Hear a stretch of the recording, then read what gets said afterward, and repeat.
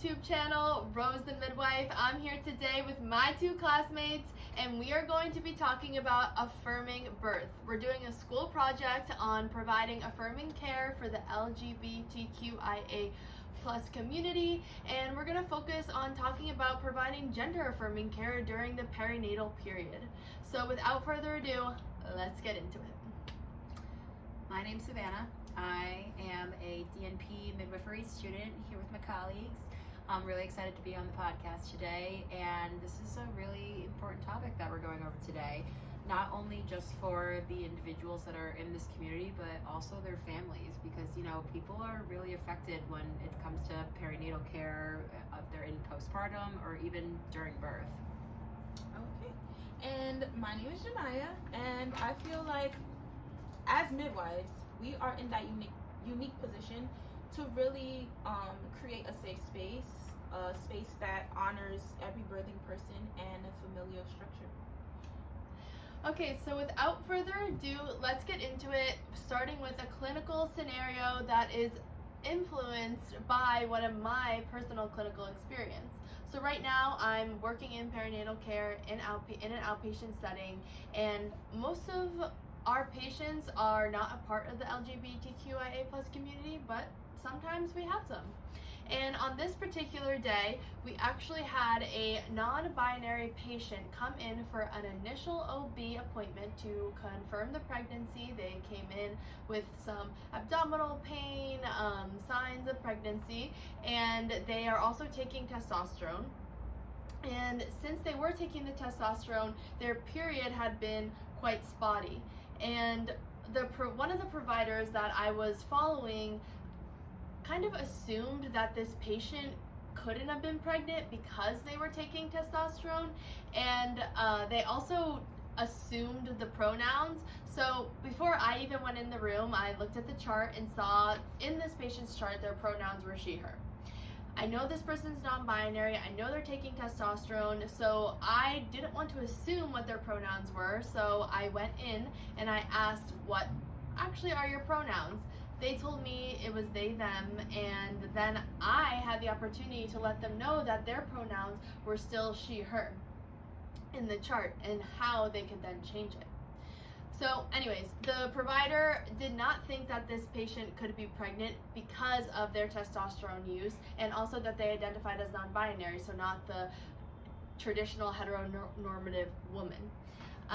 So anyways, this patient did end up being pregnant, and this was a very empowering lesson for me because I saw firsthand how we can actually provide an empowering situation for our patients by using gender neutral language and not assuming someone's gender identity or assuming the associations that go with that person's gender identity. And then additionally, during this initial OB visit, we also do a breast chest exam, and although this person identifies as non-binary, I wanted to know how they wanted me to refer to their anatomy. So instead of assuming chest or breast, I was able to ask them, how do you want your anatomy referred to, as breast or chest? And they actually responded breast. So this was an overall very insightful experience because we now have a patient that is non-binary, taking testosterone, uses they them pronouns, and wants their anatomy still to be referred to as breast, which could typically be assumed as someone as anatomy as someone who identifies as a woman or uses she, her pronouns. So my takeaway from this was that we don't ever really know, and that anything can be possible when providing this gender affirming care, and that we can really allow our patients to decide who they are, how they want to be, and how they want to be cared for. Totally. Yeah. First off, thanks for sticking up for that person, because I bet they're going to continue through their care remembering what they experienced. Having the acknowledgement of, yes, I do have different pronouns, and yes, it is okay to ask about them, but also, care that they're having in that space. Next time, maybe during their breast chest exam, they're not going to be nervous, or are they going to mislabel what I identify as? But it really explains or just shows what patients can experience, and it's not really overt discrimination against them, but more microaggression, little hints at who someone is, who their psyche is, who they really believe that they are inside. It's something that we really have to focus on. Yes, exactly. And to piggyback off of what Savannah is saying, I feel like those experiences can definitely increase the anxiety of the patient or client. We need to engage with the patient and help them to improve their prenatal care by using the proper language. And I feel like this could also contribute to adverse perinatal outcomes. I feel like if someone is not comfortable in their care, they're not going to want to come back to the office, and they might skip out on some visits. They might not go back at all. You never know. And I feel like that is backed up by the research. In the inclusive language position statement, ACOG policy emphasizes that moving beyond strictly gendered language is a quality of care issue which matters because inclusive environments improve patient engagement and trust. And if our patients trust us, they will come and seek care. All right, so let's dive a little bit more into the evidence, because I have some quotes for us as well. So from the Journal of Midwifery and Women's Health, a 2023 review found that LGBTQIA patients report higher levels of discomfort and avoidance in perinatal settings because of this non-inclusive environment. Yeah, I've read that too, and also tying it back to the original story I shared, misgendering and also heteronormative assumptions are two of the biggest barriers for these patients for coming in and actually receiving the perinatal care that they need for themselves and their future child. Yeah, exactly.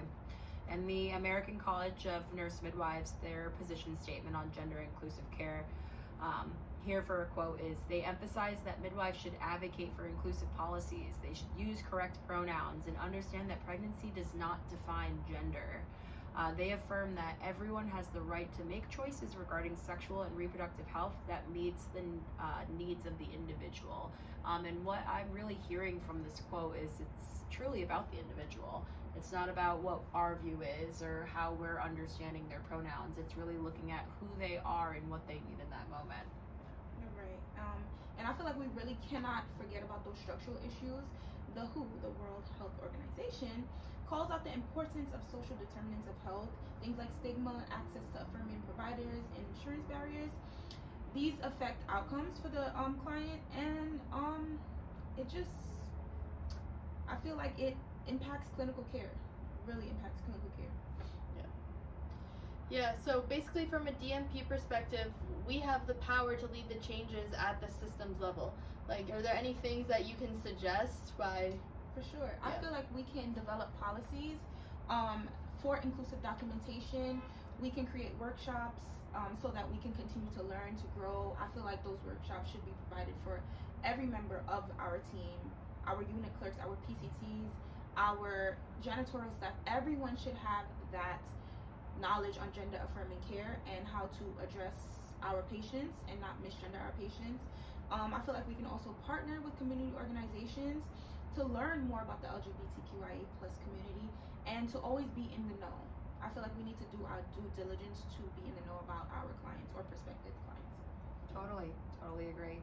And as nurses, we've all done quality improvement projects, and so just kind of looking at those measures, looking at those systems and how we can change things, because really by implementing what you were saying, we have to see if it works. So we have to make the change, try to improve the quality, but we also have to look at, are our patients satisfied with this new type of care? And then also, what are the outcomes? Are we seeing more retention with visits? Are we seeing people follow up on their annuals, or even just seeking care when they don't know if they're going to feel comfortable in that setting? Right. Yeah, and this also ties into a statement or an opinion, a committee opinion from the American College of Obstetricians and Gynecologists, which is the committee opinion number 749, that marriage and family building equality for lesbian, gay, bisexual, transgender, queer, intersex, asexual, and gender non-conforming individuals believes that no matter how a child comes into this world, all children and parents deserve equitable protections and access to available resources to maximize the health of the family unit. And as providers, we can help maximize that health of the family unit by using simply more neutral language, by becoming more curious in our care, and really allowing for our patients to be seen however they want to be. It's got to be that easy. Yeah. Right? It's gotta be. We wish, we pray. I feel like this really reflects the hallmarks of midwifery and why I really love midwifery, because we are centered on compassionate care, patient-centered care. We are partners with our women and our non-binary. We are their partners. We are their support. We are their advocates. We are the change that they need. We are for them, and we will always be committed to individualized care, and we will always tailor care to our clients, despite their familiar structures. Yeah, this is teamwork. We're on their team. Yeah. We're on their team. Totally. So it's not just it's a bigger than language. It's personal language. It's the language that we use within the system. So how do we as midwives actually change that? I feel like it really starts with our education. We need to have more systems and institutions that include that gender affirming care in the curriculum, because I feel like it's very important, and I feel like midwives, we always need continued training on language and gender diversity, always making sure that we are providing trauma-informed care that is tailored to our patients. That is key. I feel like individualized care is key. We can't give every patient the same care. That's just not going to work, because every person is different and everyone identifies as something different.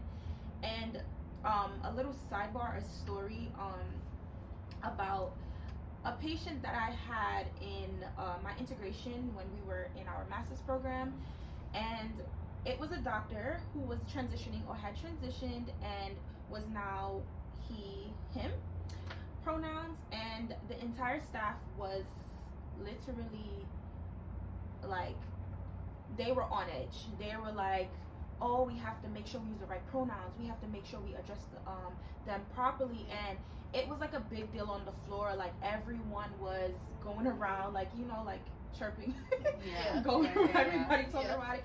And they're like, oh, we have to make sure that on this day this doctor is being induced. Make sure you use the right pronouns. Make sure you write it in your calendar. And I feel like, why can't we give all of our patients that VIP care? Why can't we make sure that all our patients are included and all of them feel like they are identified as they want to be identified, and they receive that, what's the word? Respect, yes, compassion, respect, and open-mindedness. Yes, I feel like that would be imperative to our care, and I feel like it would just make everyone feel more comfortable and trusting of the medical institution. Yeah, totally. And it's like you were saying about education. It's about educating the people, knowing that you were having that provider in, and everyone was educated on that topic and was making sure that they were doing the most. And so we are the models of this being inclusive. We got to model these environments. We got to look at our own processes. We got to ask for pronouns.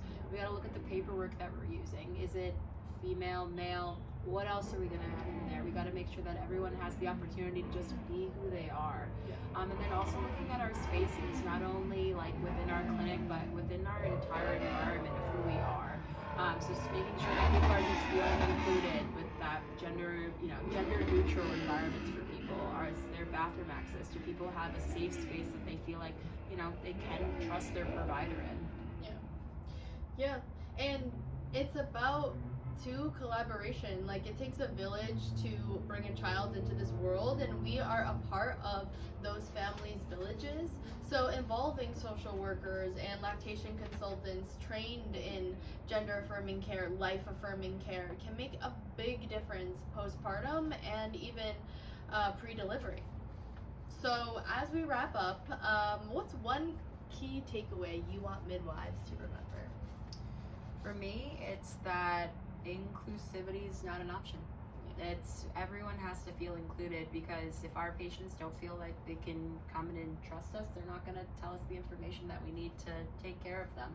I also want anyone that's going to be sitting down in front of me and telling me, you know, the secrets of their lives, I want them to feel like they can trust me, and that they know that I'm going to give the same care back to them that they're giving to me. And also just using the evidence-based, you know, we're doing so much research and we're talking about this. We're having a whole podcast about this right now, really just getting this information out that inclusivity's in. Yeah. You know what I mean? It's really, really in right now, and we're gonna make sure that everyone feels it. And for me, I say listen. Listening is key. Listen to your clients, your patients. Make sure that you have them identify themselves to you. Make sure that they identify their familial structure, what it looks like, and have them give you what they want their experience to be like. Let them explain to you what they need from you, so that you can provide the care that they need. Yeah, and mine would be that midwives are in this unique and precious position to be the change. We've heard it before, be the change you want to see in the world, and we as providers have that opportunity to create a safer space within the healthcare system, and actually just spread our arms so wide to welcome in these patients and their future children. All right. So, thank you for listening to Affirming Birth. Thank you all for listening and tuning in. It's been so fun. We hope our conversation encourages you to reflect on your own practice, on your own life, and see how you can make spaces more inclusive. And now, before we end, I just want to leave you with one question. Whether you are a future provider, a current provider, or not a provider at all, I want to know how you can make your world, your space, more inclusive for the LGBTQIA+ community. What's one way you can become more curious, or even just ask more questions? What would that look like? That's a powerful question. One that I'm definitely going to keep thinking about, and one that I'm going to be asking people of when I'm just in a medical setting. What else can we be doing? What else can we be changing? And also, how much more can we learn? We always got to be constantly learning. So I feel like through the rest of our DNP, you know, program that we have, we're definitely going to keep enhancing our knowledge. Yeah, learning and growing every single day. And thank you so much for tuning in. We really appreciate you guys, and always lead with compassion and inclusivity. We'll see you guys next time on Affirming Birth.